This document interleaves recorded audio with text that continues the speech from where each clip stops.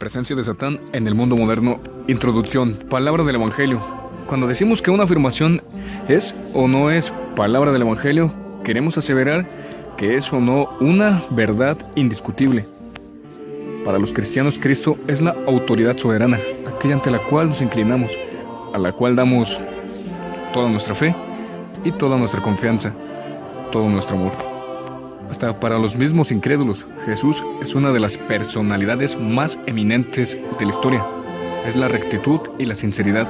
Es aquel que dijo, que tu discurso sea, esto es o esto no es. Todo lo que esté fuera de esto de nada sirve. Preguntémonos pues lo que Jesús ha pensado y ha dicho de Satán. El Evangelio, sobre este punto, como sobre todos los otros puntos que conciernen a la vida religiosa de los hombres, es normativo y definitivo.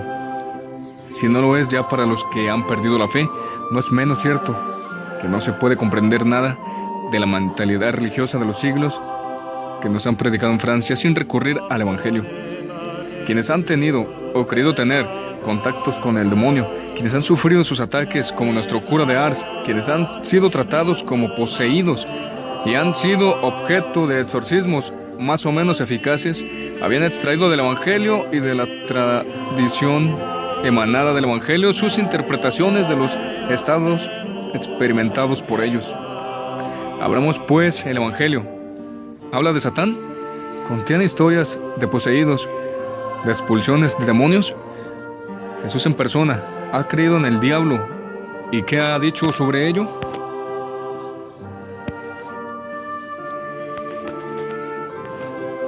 La tentación de Jesús. En primer lugar, debe llamar nuestra atención la tentación de Jesús en el desierto. 3 de nuestros evangelios hablan de ello. Nos muestran a Jesús y a Satán solos y frente a frente. Pero prestemos atención a lo siguiente. Nadie había sido testigo de este encuentro memorable. Nuestros 3 evangelistas no podían saber nada de lo ocurrido más que por boca del mismo Jesús. Por consiguiente, Él se tomó el trabajo de decir a sus discípulos lo que había pasado entre Él y el demonio. Él quiso que se supiera lo que había visto, lo que se llama velo, por decirlo así, cara a cara. Que Satán le había hecho proposiciones, había tratado de someterlo a su yugo, tratando de desviarlo de su camino. En una palabra, Jesús quiso ser tentado, lo fue. Reveló a los suyos en qué había consistido esta tentación. Satán le había mostrado el mundo diciéndole, te daré toda esta potencia y la gloria de esos reinos, puesto que a mí me ha sido entregada y a quien quiero la doy. Si pues tú te postrares delante de mí, será toda tuya. Lucas 4, versículos 5 al 7. No digamos que la tentación fue pequeña, tenía las dimensiones del planeta. Satán había adivinado, pues, que tenía las dimensiones de Jesús.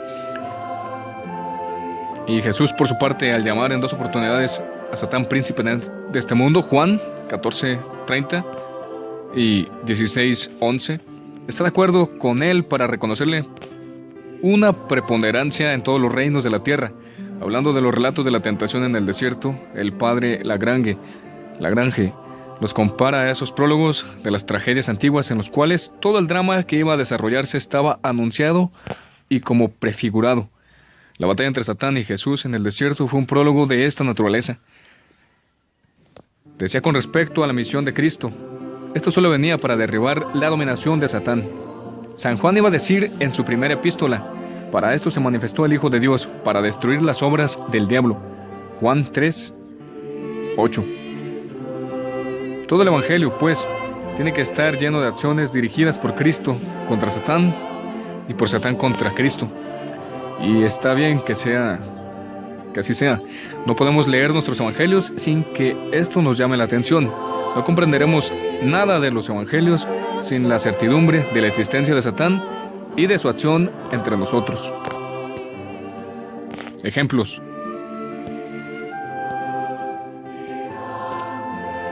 Será demasiado largo enumerar aquí todos los párrafos donde se habla de los demonios en el evangelio. Citemos, sin embargo, los principales. Jesús comienza a predicar en Galilea y San Marcos escribe que echa a los demonios. Marcos 1:34. Antes del sermón de la montaña, las multitudes se reúnen alrededor de él. ¿Por qué? San Lucas nos lo dice. Los cuales habían venido a oírle y a ser curados de sus enfermedades, y los que eran vejados por espíritus inmundos eran curados. Lucas 6, 17 a 18. Porque dice San Mateo, le presentaron todos los que se hallaban mal, aquejados de diferentes enfermedades y recios dolores, endemoniados, lunáticos y paralíticos, y los curó. Mateo 4, 24. Cuando se habla de María Magdalena, se nos puntualiza que Jesús había echado de dentro de ella 7 demonios. Lucas 8, 2. Cuando Jesús envía a sus apóstoles a predicar en Galilea, les otorga poder sobre los demonios. Cuando regresan les dice con júbilo, contemplaba yo a Satán caer del cielo como un rayo. Lucas 10, 17 a 20. Cuando Jesús curó a la mujer que tenía un espíritu de enfermedad hacia 18 años y el jefe de la sinagoga se indignó porque era día sábado, Jesús responde, hipócritas, cualquiera de vosotros en sábado no desata a su buey o a su asno del pesebre y lo lleva a abrevar, y a esta, que es hija de Abraham, a quien ató Satán hace ya 18 años, ¿no era razón de desatarla de esta cadena en día de sábado? Lucas 13, 10 a 16. Y recordemos la expulsión del demonio llamado Legión, porque era numeroso dentro de los mismos poseídos. Legión pide que se los envíe a una piara de cerdos. Jesús consiente y todos los cerdos se arrojan al mar y se ahogan. Los 3 evangelistas, ver sobre todo Marcos 5, 1 a 20. Este episodio burlesco es asombrosamente evocador. Los demonios están allí perfectamente presentados. Presentimos su naturaleza, su carácter. Presentimos su psicología, sobre la cual tendremos oportunidad de volver a hablar. ¿Qué hacen en un ser humano cuando lo tienen en su poder? Introducen en él, escribe Monseñor Caterinet, y mantienen en él perturbaciones morbosas, emparentadas con la locura. Tienen una ciencia penetrante y saben quién es Jesús. Sin vergüenza se posternan ante él, le rezan, le hacen juramentos en nombre de Dios, temen ser de nuevo lanzados por él al abismo y para evitarlo piden entrar en los cerdos y establecerse allí. No han terminado de instalarse cuando, con un poder no menos asombroso que su versatilidad, provocan la destrucción cruel y malvada de los seres en los cuales habían pedido refugiarse. Miedosos, obsequiosos, poderosos, malignos, versátiles y hasta grotescos. Todos estos rasgos, fuertemente revelados aquí, vuelven a encontrarse en grados diversos en los otros relatos evangélicos de expulsiones de demonios. Nota: Satán, Estudios Carmelitanos, París, 1949, página 319. Fin de nota. En suma, es imposible, no solo para un católico, sino para un historiador serio, dejar de comprobar que Jesús no se limita a hablar como se acostumbra en sus tiempos, que no tiene la intención de conciliar con la ignorancia y los prejuicios de su medio, pero que cree en la existencia y en la acción de Satán, que nos pone en guardia contra Satán, que no cesa de luchar contra Satán. Tanto que Satán está presente en todo el Evangelio, a tal punto que esto nos plantea un problema que debemos examinar con la mayor atención. ¿Por qué tantos poseídos? Los relatos demonológicos son tan numerosos en el Evangelio, el diablo ocupa en ellos tanto lugar que debemos preguntarnos si en todo esto no habrá algo de exageración. Es bien sabido que en la vida corriente no encontraremos a seres poseídos en la cantidad relativamente considerable con que aparecen al paso de Jesús. Los críticos modernos, por lo menos los que se complacen en llamarse críticos independientes, no han dejado de proclamar que lo consideran inverosímil. Para ellos, la mayor parte de estos poseídos eran simplemente maniáticos, medio locos o dementes más o menos furiosos.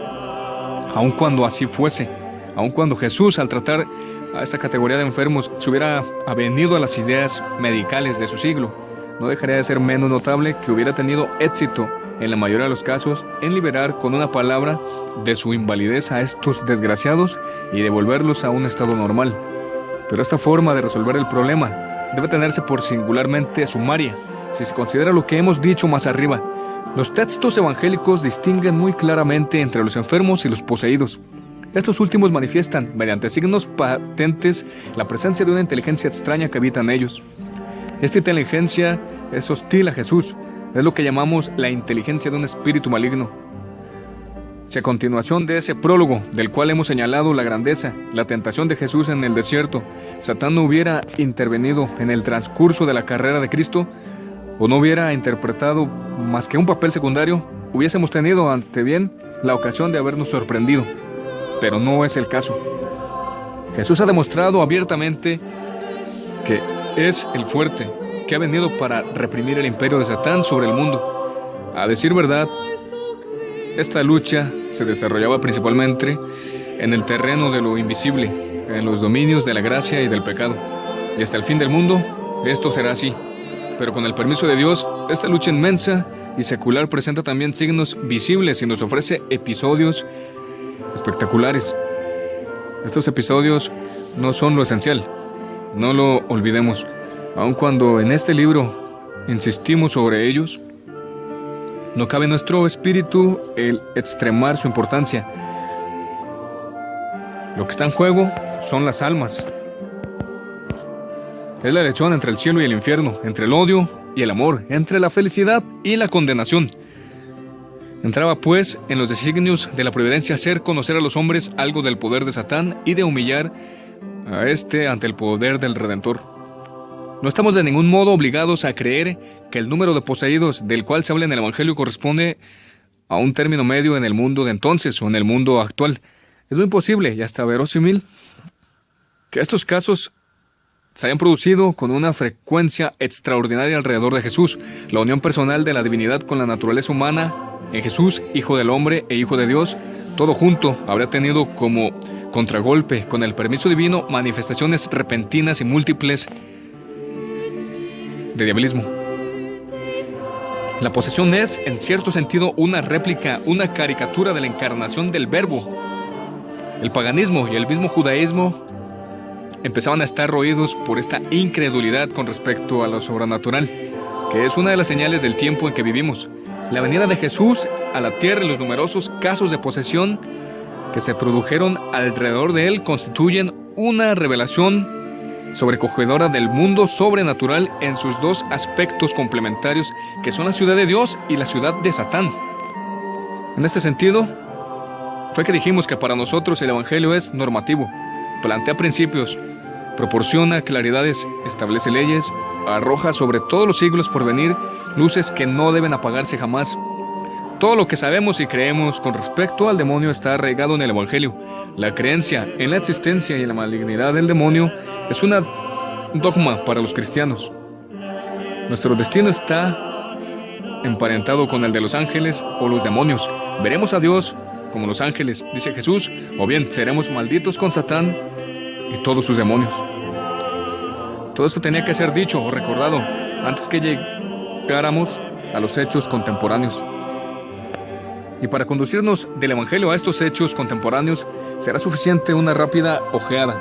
En conjunto tendremos que cuidarnos de dos peligros, el de exagerar el satanismo y el de reducirlo a la nada.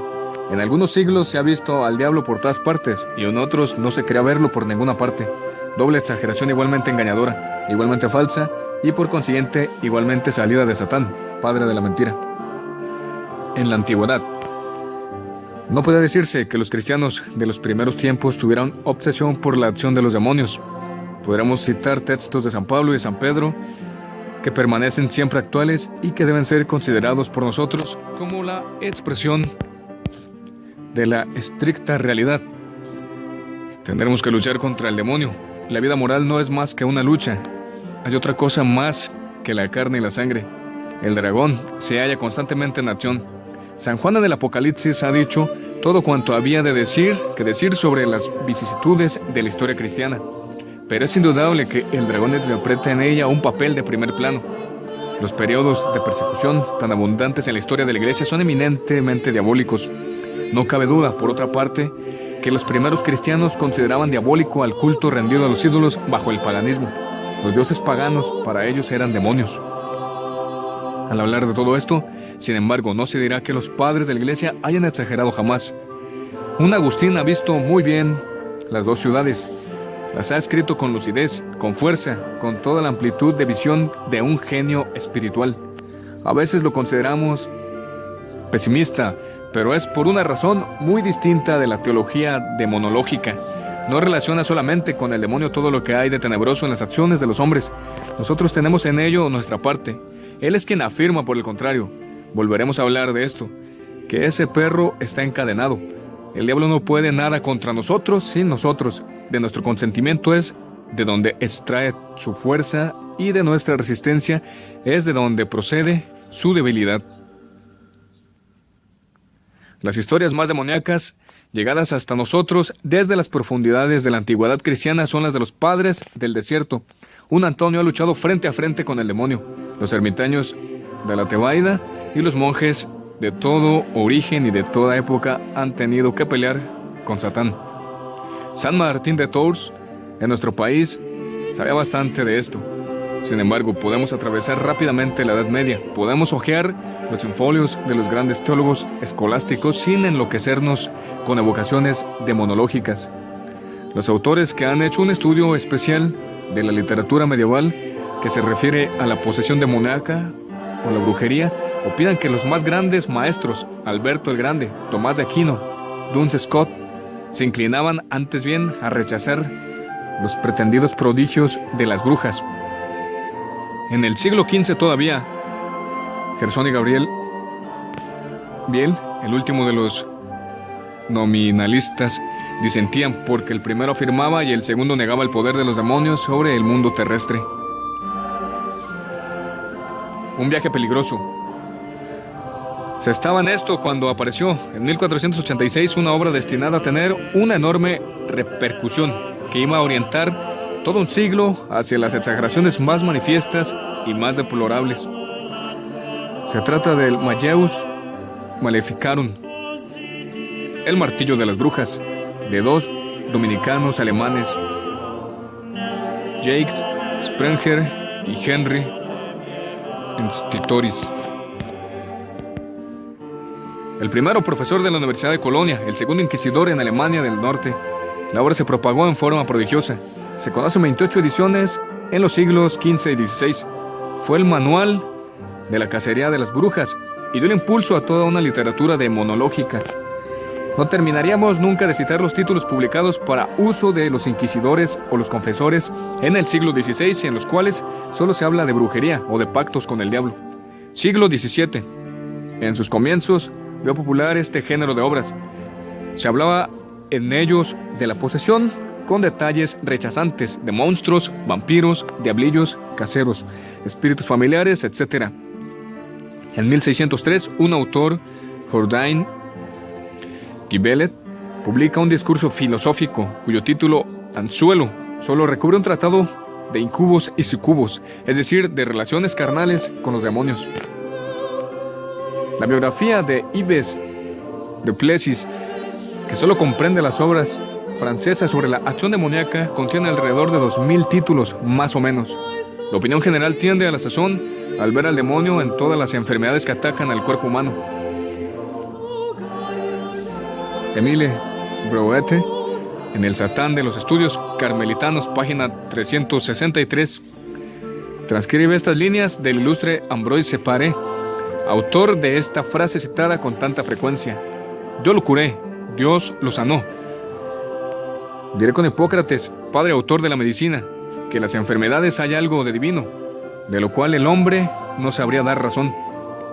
Hay brujas, magos, envenenadores, seres maléficos, malvados, astutos, tramposos, que construyen su destino mediante el pacto que han concertado con los demonios, que son sus esclavos y vasallos, quizá por medios sutiles, diabólicos y desconocidos, corrompiendo el cuerpo, el entendimiento, la vida y la salud de los hombres y otras criaturas.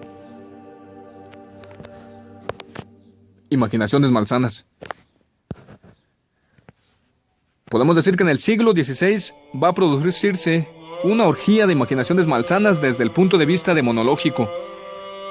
Se verá al diablo por todas partes, se inventarán del principio al fin infestaciones diabólicas, la polémica anticatólica del protestantismo naciente estará dominada por el satanismo. La llamada reforma protestante ha hecho causa común desde el principio con la obsesión demoníaca.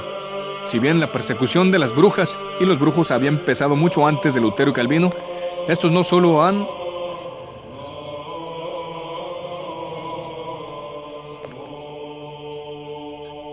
Estos no solo se han abstuvieron de hacer algo para detenerla, sino que se apoyaron sobre la Biblia, el Antiguo y el Nuevo Testamento, para autorizarla y promoverla. Lutero, Melanchthon, Calvino, escribe Boete, creían en el satanismo, y sus discípulos predicadores fanáticos no hicieron sino agravar la credulidad natural de los pueblos convertidos al nuevo evangelio. Lockseed, página 367. Cifras impresionantes. El mismo autor proporciona cifras increíbles sobre el número de procesos por brujería. Es cierto que las da bajo la reserva más grande y con beneficio de inventario. N. Van Goerbeke nos dice, estima en 30.000 el número de procesos presentados ante los tribunales del Ducado de Luxemburgo. L. Ray Ponce, ensayo sobre la brujería, página 64, calcula para Alemania, Bélgica y Francia la cifra más moderada, de 50.000 ejecuciones. A. Loandre, la brujería, página 124, escribe que en el siglo XVI, durante 15 años, en Lorena, en 1515, 900 brujos fueron enviados al suplicio, 500 en Ginebra en 3 meses, 1000 en la diócesis de Come en un año. En Estrasburgo, según J. Frankais, en 3 años se habrían encendido 25 hogueras por causa de la brujería. De acuerdo con G. Sey, la brujería en Saint-Dié es total de procedimientos antisatánicos para el distrito nombrado se eleva a 230, de 1530 a 1629. Para toda la Lorena, C. E. Dumont, Justicia Criminal de los Ducados de Lorena, página 48 del tomo segundo, estima que hubo 740 procesos de 1553 a 1669. Un catálogo completo de los procesos por brujería sería, no cabe duda, una obra de largo aliento.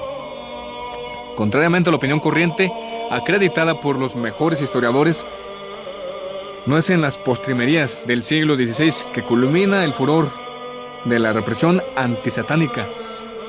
Los accesos de esta represión son raros en el siglo XIV, más abundantes ya en el siglo XV. Los procedimientos proliferan desde 1530, es decir, en la primera mitad del siglo XVI. Esta primera mitad del siglo será, en realidad, casi tan sangrienta como la segunda, es decir, la de 1580 a 1620, que fue la más feroz. Nos parece que no cometemos un gran error al atribuir en su mayor parte a Lutero y al protestantismo la profusión de la literatura demonológica que se manifiesta después de 1530. Era esta la opinión de Monseñor Hansen en su gran historia de la civilización en Alemania. Nota: Plom Paris, 1902, tomo 4, páginas 432 y siguientes. Fin de nota. Vimos entonces, escribe, de desarrollarse una literatura satánica muy variada y muy importante en Alemania, en casi exclusivamente de origen protestante, y concuerda en todo sentido con la enseñanza de Lutero y su imperio. Lutero y el diablo. No cabe duda que en todo el conjunto de su doctrina, Lutero atribuye al demonio una acción mucho más importante que la que se le acordaba antes. Pretendía tener pruebas personales de esta acción. Él, Lutero, había visto a Satán naturalmente y lo afirmaba a todo el que quería oírlo. Satán, escribía, se presenta con frecuencia bajo un disfraz. Lo he visto con mis ojos bajo la forma de un cerdo, de un manojo de paja en llamas, etc. Contaba a su amigo Myconius que en la Warburg, en 1521, el diablo había ido a buscarlo con la intención de matarlo y que lo había encontrado a menudo en el jardín bajo la forma de un jabalí negro.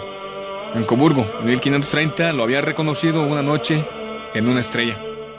Se pasea conmigo en el dormitorio, escribe, y encarga a los demonios que me vigilen. Son demonios inquisidores. Relata en detalle sus conversaciones con el diablo. Cita casos muy verídicos de atentados satánicos que le eran contados por sus amigos. En Sesen, 3 sirvientes habían sido raptados por el demonio.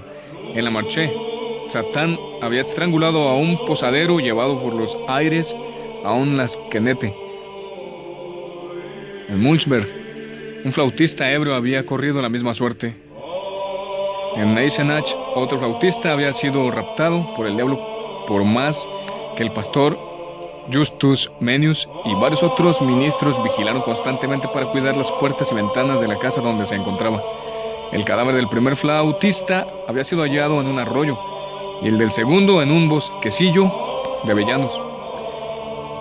Y Lutero da testimonio de estos hechos con una especie de solemnidad. No son, dice, cuentos en el aire, inventados para inspirar miedo, sino hechos reales, verdaderamente aterradores y no chiquilinadas, como lo pretenden muchos que quieren pasar por sabios.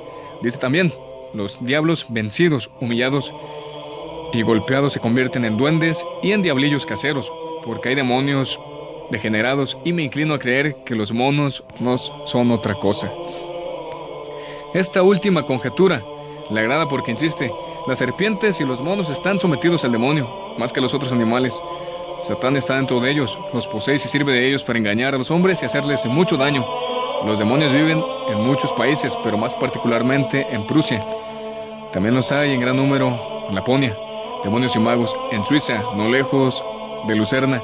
Sobre una altísima montaña existe un lago que se llama el Estanque de Pilatos. Ahí el diablo se libra de toda suerte de actos infames. En mi país, en una elevada montaña llamada Polsterberg, montaña de los duendes, hay un estanque. Cuando se arroja dentro de él una piedra, se desata enseguida una tormenta y todos los alrededores son devastados. Ese estanque se halla lleno de demonios. Satán los tiene prisioneros allí. Nota, todos estos textos están citados por Monseñor Hansen, obra citada, página 433, tomo 4. Fin de nota.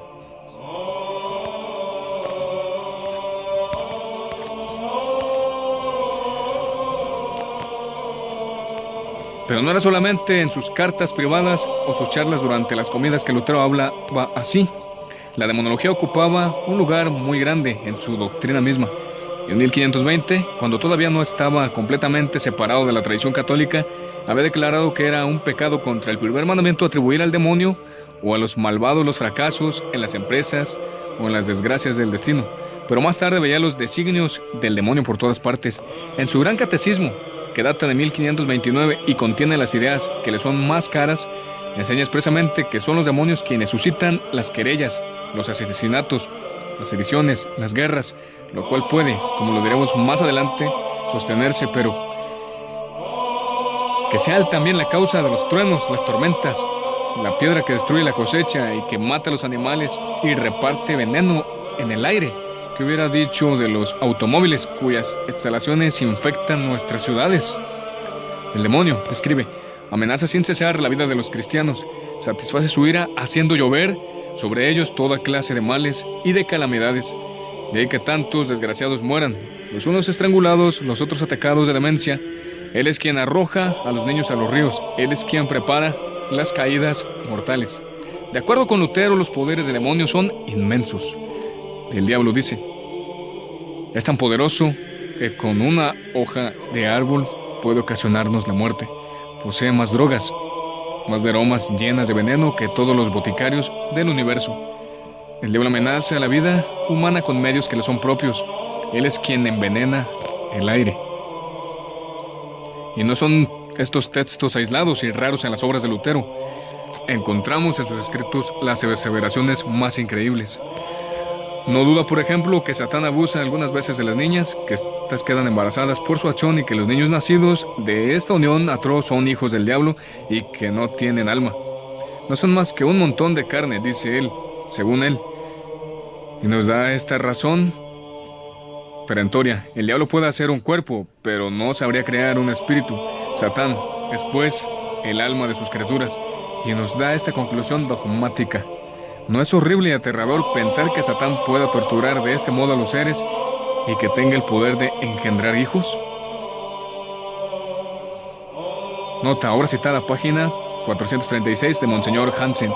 Fin de nota. Después de Lutero, no es menester señalar que tales afirmaciones tan repetidas, tan impresionantes, que provenían de un hombre como él, no se perdieron para las iglesias protestantes y para los escritores luteranos. En casi todos los sermones de los ministros luteranos, el diablo desempeña un papel de primer orden. La literatura popular se halla invadida por una multitud de demonios. Un polemista católico alemán, Jan Nass, se indignaba ante esta proliferación de libros satánicos. En el espacio de pocos años, escribió en 1588, se han publicado y propagado cantidades de libros sobre el demonio. Libros escritos en nombre del demonio, impresos en nombre del demonio, comprados y leídos ávidamente en nombre del demonio. Se les hace muchísimo caso y sus autores son célebres entre los pretendidos servidores del verbo. Antaño, añade, los cristianos devotos prohibían a sus hijos que nombraran al espíritu del mal y hasta que lo designaran por alguno de sus horribles apodos. Estaba prohibido jurar por el demonio, de acuerdo con estas palabras de Salomón. Cuando el pecador maldice en nombre del demonio, maldice su propia alma. Pero ahora se predica sobre el diablo, se escribe en nombre del diablo y esto pasa por justo y laudable. Puedo muy bien deciros la razón, es porque el abuelo de nuestros evangélicos, el santo patriarca Martín Lutero, dio el primer ejemplo. En 1595, un superintendente, es decir, un obispo luterano, Andrés Silichius, quiso llenar una laguna publicando un tratado completo sobre la posesión diabólica y en los siguientes términos declaró que consideraba indispensable su libro. Casi por doquier acerca de nosotros, tanto como lejos, el número de poseídos es tan considerable que uno se sorprende y se aflige, y tal vez sea esta la verdadera llaga por la cual nuestro Egipto y todo el mundo caduco que lo habita está condenado a morir. En su país, Mecklemburgo, estima que el número de poseídos que sembraba por todas partes el miedo y el terror se eleva por lo menos a 30. Las criaturas frágiles y débiles, escribió, las mujeres y las niñas se perturban enormemente por todo lo que están obligadas a oír y ver.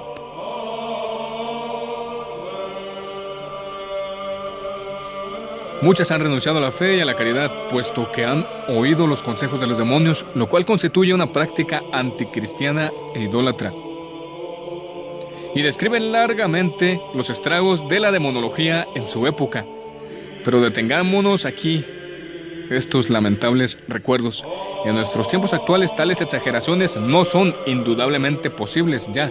Es hora de buscar los síntomas de la presencia de Satán en nuestro mundo moderno y pasamos por lo tanto inmediatamente a nuestro siglo XIX francés. ¿Podemos aún citar seriamente diabluras en una época tan próxima a la nuestra? Trataremos de contestar esta pregunta mediante certidumbres, evitando toda exageración.